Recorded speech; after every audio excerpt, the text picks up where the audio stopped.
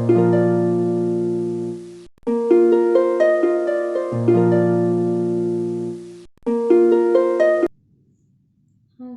Welcome to my channel simple cooking. అందరూ ఎలా ఉన్నారు? నేనైతే చాలా బాగున్నాను. మీరు అందరూ ఎలా ఉన్నారు అనేది ఒక కామెంట్ బాక్స్లో కామెంట్ చేయండి.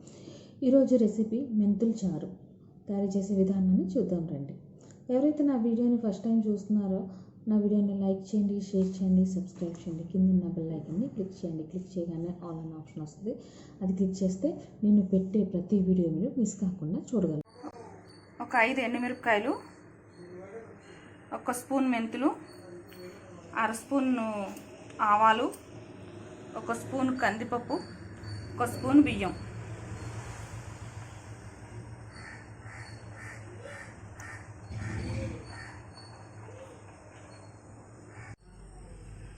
ఇందులో ముందుగా మిరపకాయలు వేసి వేయించుకోవాలి.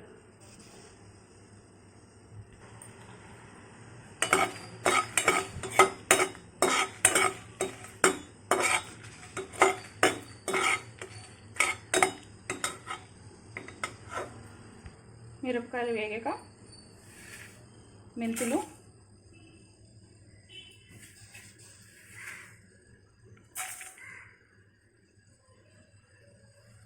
ఆవాలు,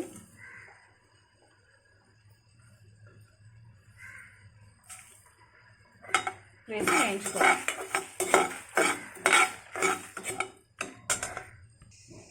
ఒక కమ్మటి వాసన వచ్చే వరకు వేయించుకోవాలి.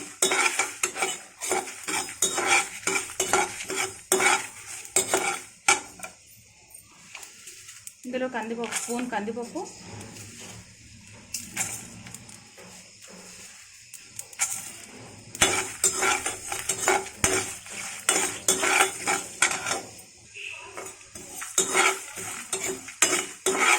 కందిపప్పు వేగిన తర్వాత ఇందులో బియ్యం, 1 స్పూన్ బియ్యం వేసుకోవాలి. వేసి బాగా వేయించుకోవాలి. ఇది వేసుకుంటే మంచి కమ్మటి వాసన వస్తుంటుంది.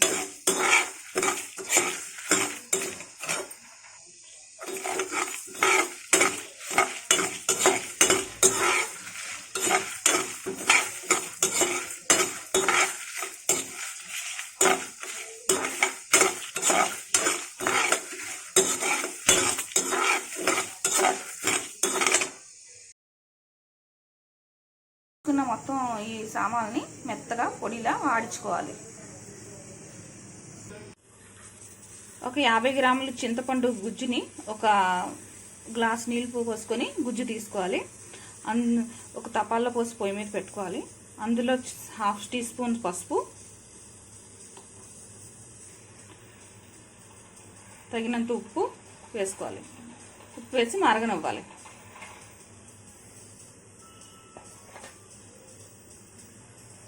వేయించుకున్న సామాన్ని పొడి చేసుకుంటే ఇలా ఉంటుంది. దీంట్లో కొద్దిగా నీళ్లు కలుపుకోవాలి.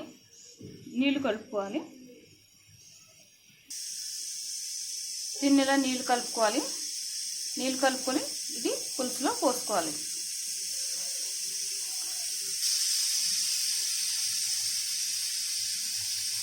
పులుసు బాగా మరిగిన తర్వాత ఈ నీళ్ళని పులుసులో పోసుకోవాలి. దీన్ని బాగా కలుపుకోవాలి. ఉండలు కట్టకుండా కలుపుకోవాలి.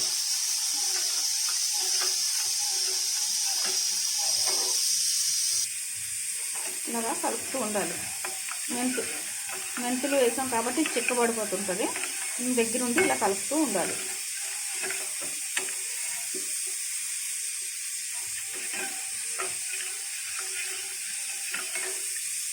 మనం ఇందులో 1 గ్లాస్ నీళ్ళు పోసుకోవాలి. ఇందులో నేను 1 గ్లాస్ నీళ్ళు కలుపుతున్నాను. పులుసు కన్సిస్టెన్సీ చూసుకోండి. ఇలా ఉంటే సరిపోతుంది. ఇది మరిగించుకోవాలి.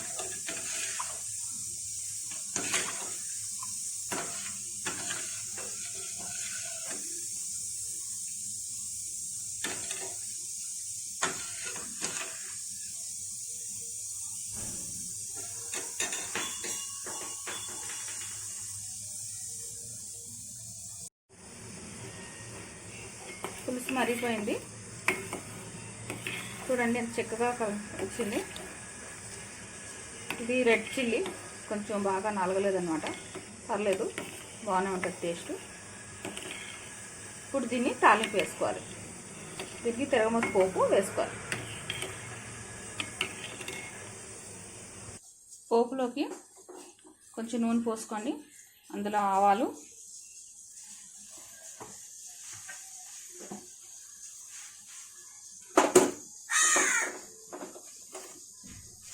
జీలకర్ర,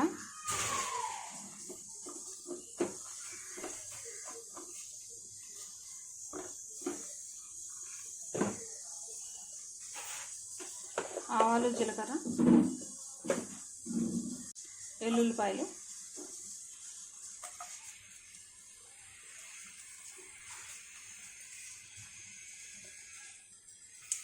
ఆవాలు చిట్పెట్టుకున్నాక ఎండుమిరపకాయలు,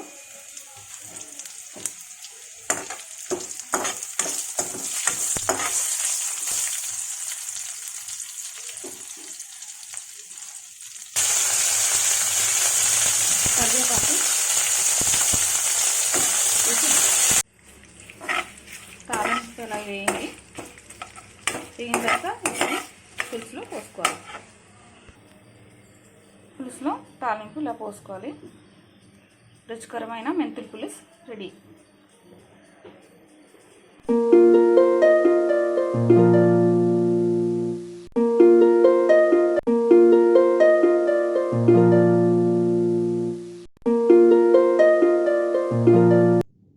తయారు చేసే విధానాన్ని చూసారు కదండి. నేను చెప్పే విధంగానే మెంతుల చారు చేసుకుంటే టేస్ట్ మాత్రం చాలా సూపర్గా ఉంటుంది. నా వీడియో కానీ మీకు నచ్చినట్టయితే please like, share and subscribe.